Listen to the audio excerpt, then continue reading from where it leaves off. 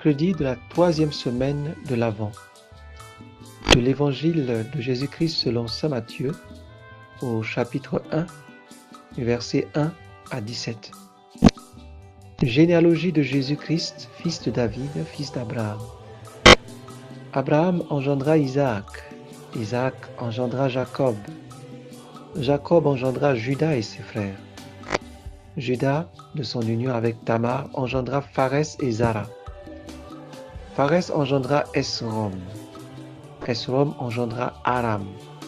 Aram engendra Aminadab. Aminadab engendra Naasson.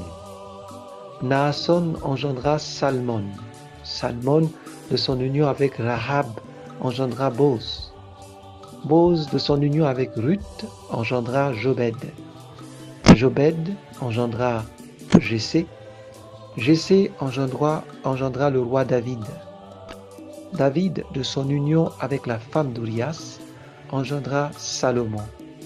Salomon engendra Roboam. Roboam engendra Abia. Abia engendra Asa. Asa engendra Josaphat. Josaphat engendra Joram. Joram engendra Osias. Osias engendra Joatam. Joatam engendra Akaz. Akaz engendra Ézéchias. Ézéchias engendra Manassé. Manassé engendra Amon. Amon engendra Josias. Josias engendra Jéconias et ses frères à l'époque de l'exil à Babylone. Après l'exil à Babylone, Jéconias engendra Salatiel. Salatiel engendra Zorobabel. Zorobabel engendra Abioud. Abioud engendra Eliakim. Eliakim engendra Azor. Azor engendra Sadok. Sadok engendra Hakim. Hakim engendra Élioud. Élioud engendra Éléazar. Éléazar engendra Mathan. Mathan engendra Jacob. Jacob engendra Joseph, l'époux de Marie, de laquelle fut engendré Jésus, que l'on appelle Christ. Le nombre total de générations est donc, depuis Abraham jusqu'à David, 14 générations. Depuis David jusqu'à l'exil à Babylone, 14 générations. Depuis l'exil à Babylone jusqu'au Christ, 14 générations. Commençons notre prière toujours par une prière préparatoire. C'est-à-dire que toutes mes intentions, c'est-à-dire toutes mes pensées, toutes mes actions, toutes mes opérations, c'est-à-dire tout ce que je veux entreprendre, que tout mon être te soit purement ordonné, ordonné à ta louange et à ton service. Ensuite, on pourra lire le texte une ou deux fois. Ensuite, je propose une composition de lieux qui consiste à voir les trois personnages, Abraham, David et Joseph, chacun dans leur contexte. Abraham assis devant sa tente de nomade, David devant son palais et Joseph dans son atelier de charpentier. La grâce à demander, c'est ça la grâce d'une connaissance intérieure de l'incarnation du Christ. Le premier point consiste à voir les trois personnages. Abraham, David et Joseph. D'abord Abraham. Abraham était un nomade qui a quitté son pays en Our en Chaldée. Il l'a quitté sur la base d'une voix intérieure, d'une révélation. Et il a cru en cette voix intérieure, en Dieu. Et c'est pourquoi il est le père de la foi. il est le Père de tous les croyants. Il est celui qui est prêt à tout laisser tomber, toute sa vie, celui qui est prêt à lâcher prise pour suivre le Seigneur, partout où le Seigneur l'enverra, simplement parce qu'il croit en la promesse du Seigneur, celle de lui donner une terre où habiter et une descendance nombreuse. Le contempler et voir la foi de cet homme. Ensuite, voir David, grand roi, dont le nom est resté comme modèle de tout roi dans l'histoire d'Israël.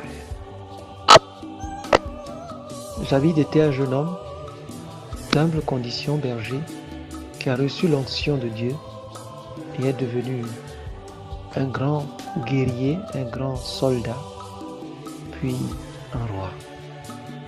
Un roi qui, dans sa grandeur, reste humble. Voir comment la royauté dont Jésus va hériter vient de cet homme. C'est une royauté humble. C'est une royauté qui est incarnée par une personne toute tournée vers Dieu. Voir enfin Joseph, un homme également discret et humble. La discrétion de David, de Joseph, est la version, pourrait-on dire, masculine de la discrétion de Marie, discrétion féminine. Joseph ne parle pratiquement pas dans l'évangile. Le silence de Joseph est un silence, certes parfois d'incompréhension, mais avant tout un silence d'obéissance à Dieu qui lui parle au plus profond de lui, au fond de son rêve, de son songe.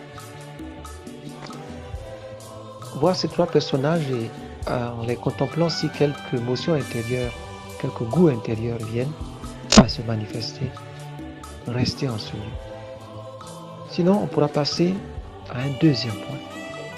C'est de considérer l'histoire de cette généalogie. Quand qui parle de généalogie parle d'abord d'histoire. C'est une longue histoire faite de personnages et d'événements. Les personnages les plus célèbres, celles que nous venons de contempler, sont ceux qui peut-être révèlent aussi des personnages moins connus.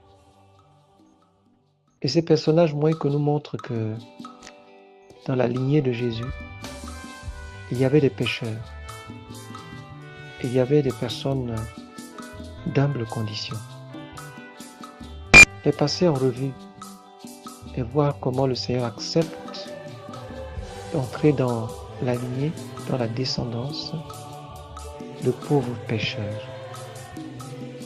Voir aussi dans ce deuxième point les événements majeurs qui marquent cette généalogie.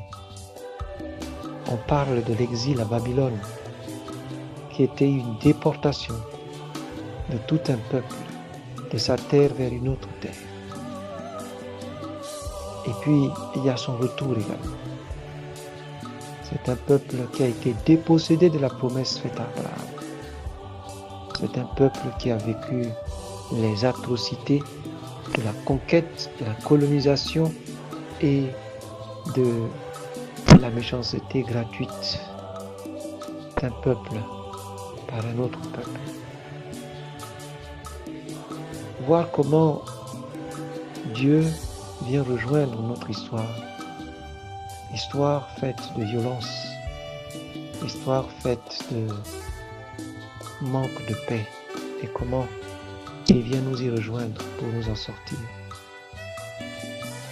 Enfin, contempler Jésus lui-même, comment il est l'aboutissement de toute cette génération.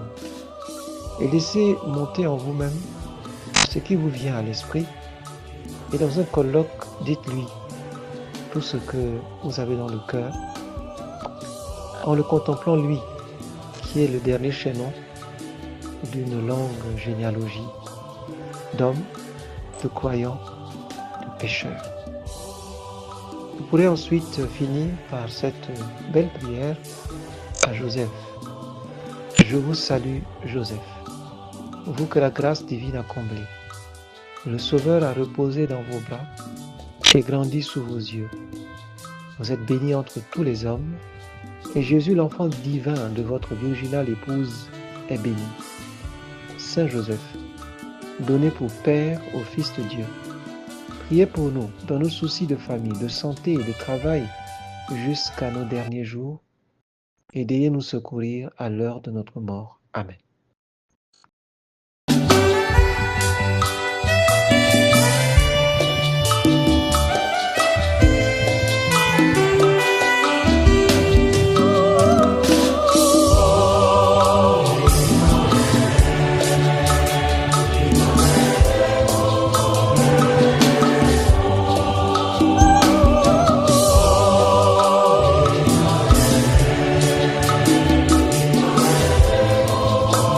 Thank you.